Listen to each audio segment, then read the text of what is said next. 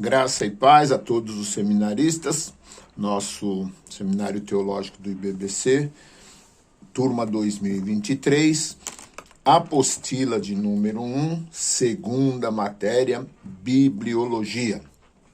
Para nós iniciarmos, então, essa segunda matéria, vamos fazer uma breve explanação a respeito da necessidade e da importância da Bíblia na nossa vida cristã, ok?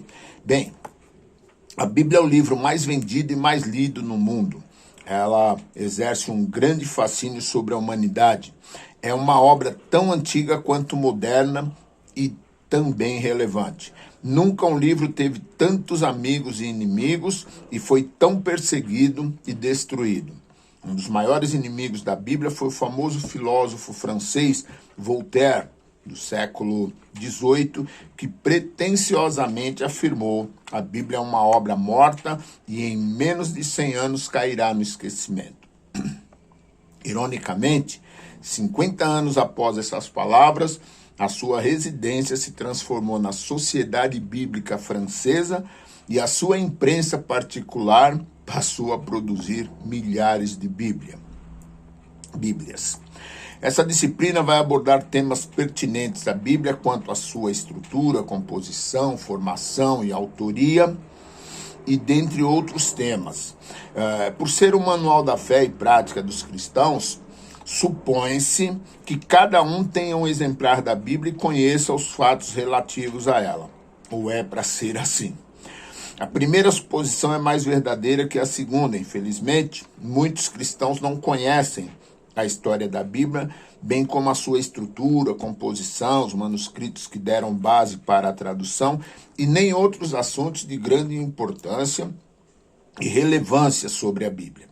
Esse assunto vai preencher a lacuna existente, ainda que a intenção não seja esgotar o assunto, irá fornecer um conhecimento básico aos alunos do IBBC que desejam conhecer melhor a nossa ferramenta de trabalho, né?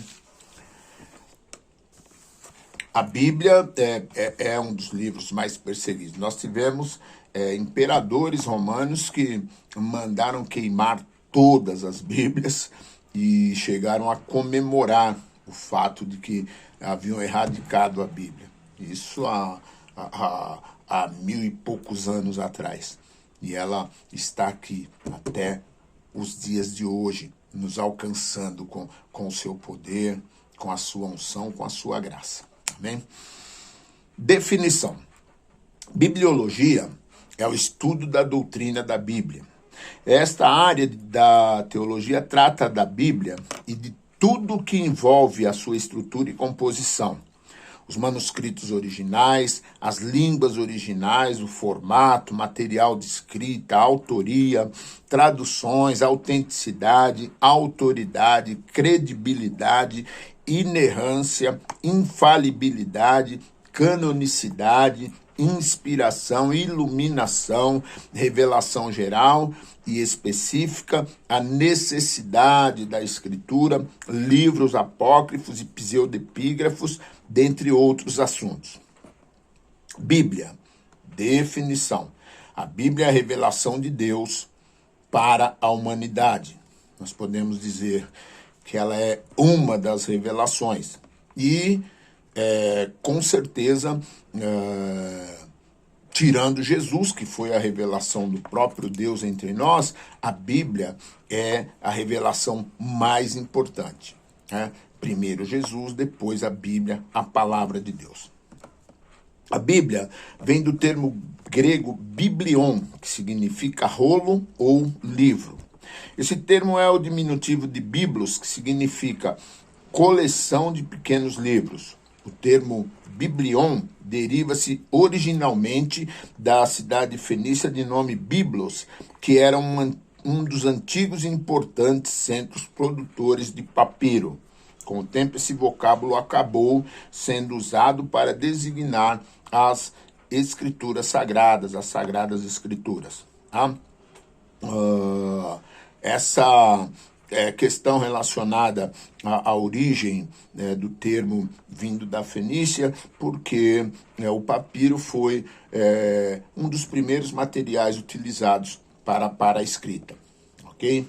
Como se fosse um papel, alguma coisa muito diferente do papel, mas foi o material utilizado para começar a se disseminar a escrita.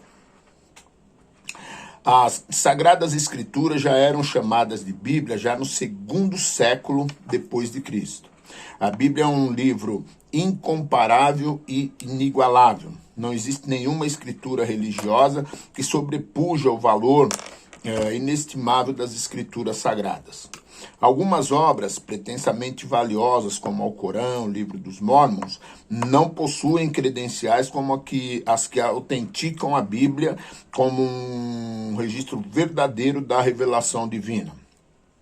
Faltam a essas obras e outras supostamente divinas a veracidade, exatidão, consistência e poder de vida que somente a Bíblia tem, com a sua mensagem milenar e que pode operar eficazmente e tem para cada dia uma mensagem nova, relevante e atual, como o jornal que ainda está para ser publicado.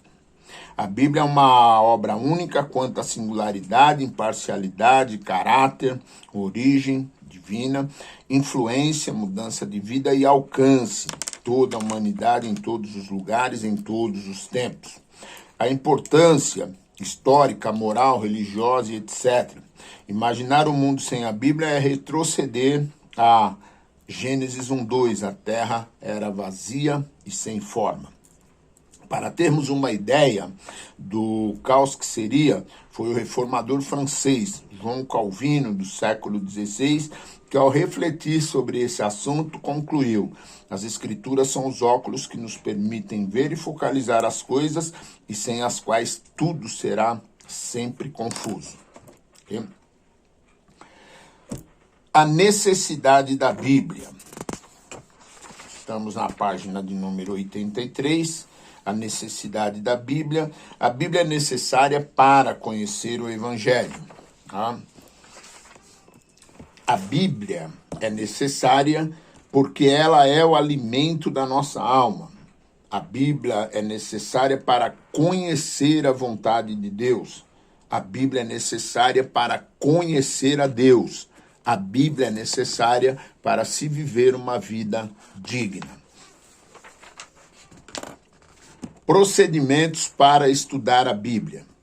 Então, nós temos alguns procedimentos que são necessários. Não adianta estudar a Bíblia sem adotar esses procedimentos primários. Tá? O primeiro, você só pode estudar a Bíblia e ter resposta para os questionamentos se você conhecer o autor. O autor é Deus. Como a gente conhece a Deus? O primeiro passo é Deus se revelando a nós. Se Deus não se revelar, nós não temos como conhecer a Deus. Nós podemos conhecer a sua obra, o universo, a criação, podemos determinar que ele existe, mas nós só adquirimos conhecimento quando ele se revela a nós pessoalmente. Tá? Então, o fato de nós conhecermos vem da parte de Deus. É algo transcendente, vem de fora para dentro da gente. Tá? A partir daí, e a partir desse conhecimento, então agora nós buscamos a ter uma afinidade maior, a ter uma intimidade maior com Deus, ok? E a leitura, o estudo bíblico é uma das formas, das maneiras que nos leva a ter intimidade com Deus. E então, para isso, nós precisamos conhecer o autor, precisamos ler a Bíblia diariamente, precisamos ler a Bíblia com a atitude correta, precisamos ler a Bíblia com oração. Necessário, toda vez que você for ler a Bíblia, fala com Deus: Pai, eu vou ler a sua palavra, que o teu Espírito Santo me revele o sentido do que eu estiver lendo. Tá? Ler a Bíblia toda. Tá? Necessário. Todo cristão precisa ter essa alegria, né? Essa autoridade de dizer, eu li a Bíblia toda. Lamentavelmente, são muito poucos. Bom, nomes da Bíblia. A Bíblia é conhecida por alguns nomes, tanto no Antigo como no Novo Testamento, conforme segue. Escrituras, Sagradas Escrituras, Livro do Senhor, Palavra de Deus, Oráculos de Deus, a Escritura da Verdade. Símbolos da Bíblia. Algumas expressões e figuras conhecidas são usadas para demonstrar a ação e os efeitos da Bíblia em nossa vida. O estudo destes símbolos é importante para entender a poderosa ação da palavra de Deus. A Bíblia como semente, a Bíblia como espelho, a Bíblia como água, a Bíblia como espada, a Bíblia como fogo, a Bíblia como martelo, a Bíblia como ouro, a Bíblia como alimento. Página de número 91, entramos nos manuscritos originais. A forma abreviada de manuscritos é MS para o singular e MSS para o plural. Os manuscritos originais, isto é, os que saíram das mãos dos escritores, não existem mais. Os judeus tinham o costume de enterrar os manuscritos para evitar sua mutilação ou interpolação. E nessa tentativa, provavelmente todos se perderam, não restando nenhuma cópia do original. A tradição judaica afirma que a missão da grande sinagoga, presidida por Esdras, foi reunir e preservar os manuscritos originais do Antigo Testamento. E foi esse material de que se serviram os 70 no preparo da Septuaginta. Os reis ímpios de Israel destruíram os manuscritos.